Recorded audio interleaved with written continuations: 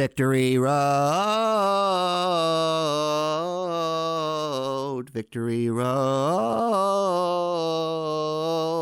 It's a Pokemon game, so that means that after you've gotten all 8 badges from all 8 gyms, it's time to fight the beefiest of trainers, the Elite Four, and then the Pokemon League chairwoman, Geeta. Plus, maybe there's another battle after all that, because this is a Pokemon game. You get all the battles. I'm Jamie Latour, and this is how to defeat the Elite Four and complete the Victory Road questline in Pokemon Scarlet and Violet.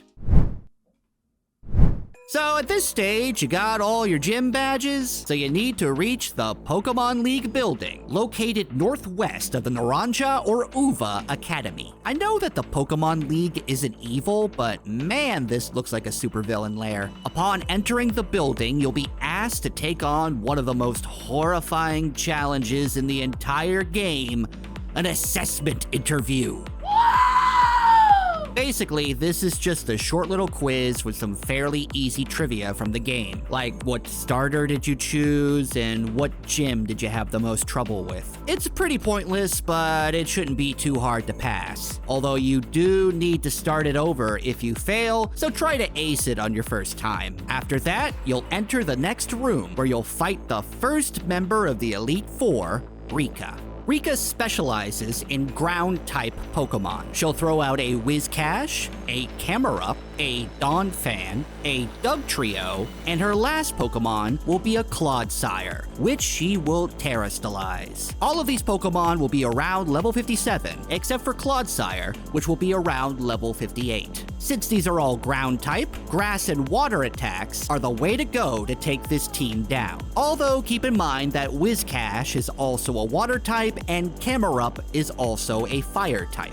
Also, while water attacks will be effective in this fight, Clodsire will actually absorb water attacks, so make sure not to use those against it. It's also very important to note at this point that during these Elite Four battles, you cannot leave to go to a Pokemon Center to heal up your Pokemon. So that means you not only have to be mindful of your Pokemon's HP and statuses, but also how much PP they have left for each of their moves. If your Pokemon has a really good move, but you use up all of its charges in one encounter, then you might have to go in and switch out that move. Thankfully, if need be, you can always go into your boxes and swap out a Pokemon for another one if you have to. Once Rika has been defeated, you'll need to fight a child, like an actual child. I love Pokemon. You could be barely old enough to know your ABCs, but that doesn't mean you can't capture giant monsters and train them to fight. This is Poppy, and she specializes in Steel-type Pokemon. Her team consists of a Caparajah,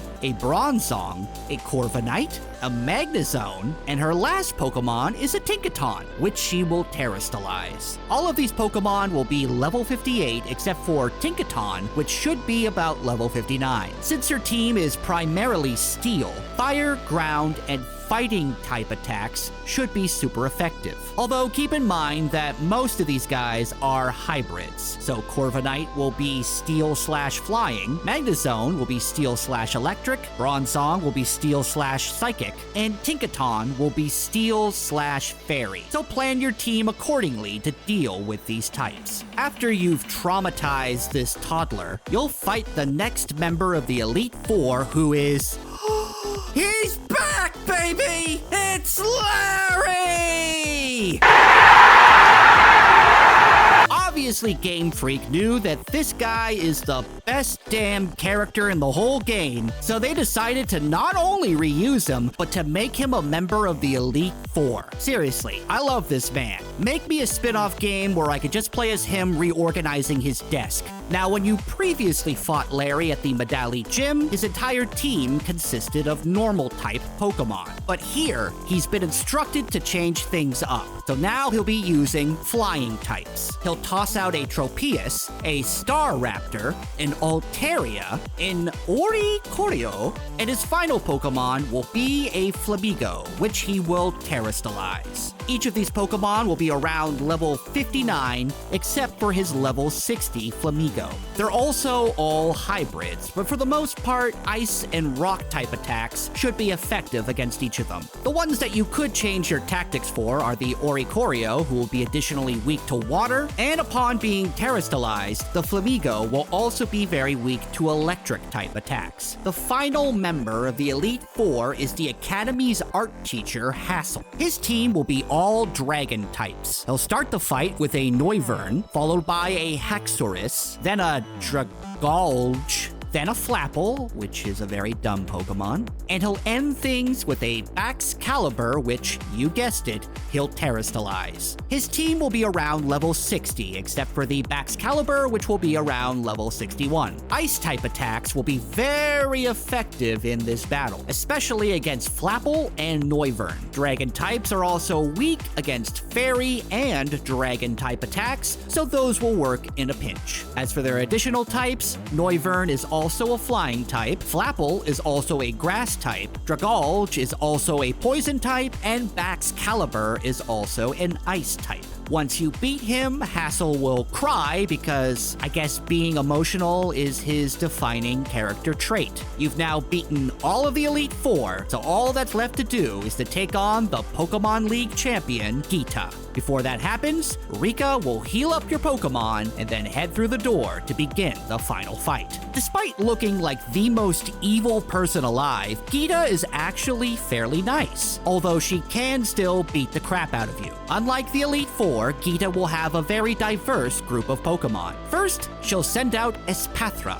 which is a psychic type, so use Ghost, Bug, and Dark type attacks. Then she has a Gogoat, which is simply grass. So Fire, Bug, Flying, Ice, and Poison will take it out because grass just has so many weaknesses. Avalugg is just ice, so use Fire, Fighting, Rock, and Steel. Next up is King Gambit, who is a Dark/Steel type, making it vulnerable to fire, fighting, and ground attacks. Veluza is Water/Psychic, so it should be weak to electric, grass, dark, ghost, and bug attacks. Finally, her closing Pokemon is a Glamora, which is rock and poison and will of course be terastallized. Take this one out with Water, Steel, Psychic, and ground attacks. Geeta's team will all be around level 61, while her Glamora will be level 62. This can be a tough fight, but with a diverse team of Pokemon of your own, you should be able to take down Geeta and become a Pokemon champion. Now, in most cases, beating the Elite Four and then the champion would be the end of this questline. However, we still have a very obsessive, try-hard trainer/frenemy to deal with. Nemona will greet you following your victory, ask you to be best rivals for life. God, I get mad, overly attached girlfriend energy from her. And she'll want to battle you right there and then. But Geeta will rightfully point out that you just fought 5 trainers in a row, so maybe let me chill for just a little bit, huh?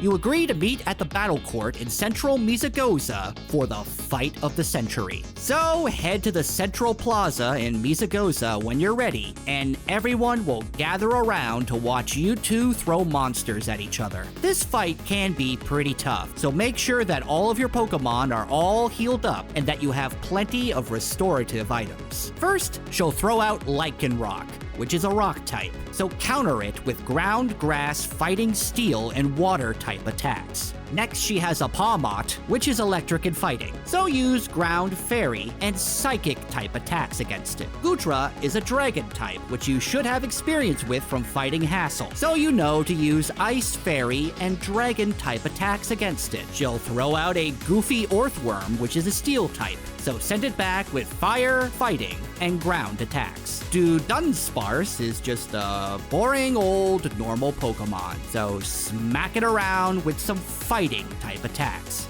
And her last Pokemon will of course be the starter that she chose at the beginning of the game, which she will terrestrialize. All of her team will be around level 65, except for her starter, which is ironically her closer, which will be level 66. Now, Nemona did choose the starter that would be weak against your starter. However, since these guys are all hybrids when they reach their evolved forms, this doesn't necessarily mean that using your starter will instantly take out hers. For example, if you have Skeledirge, her Meowscarada will be weak to your fire attacks, but Skeledirge will also be weak to Meowscarada's dark type attacks. To help with this fight, Meowscarada will be very weak to bug attacks, as well as fire, flying, poison, fighting, and fairy. Skeledirge will be susceptible to ground, rock, ghost, water, and dark type attacks, and as for Fancy Quackable, flying, grass, electric, psychic, and fairy attacks will be strong against it. Once you defeat Nemona, it will look like you have completely emotionally destroyed her, only for her to reveal that she's super happy that you kicked her ass. I am totally unnerved by this girl. She'll then start rambling about what team she should use next time you guys fight, and that will be the end of the Victory Road questline, and the beginning of you filing a restraining order against Nemona. For more gaming news and guides, check out thegamer.com. Thanks for watching, and we'll see you next time.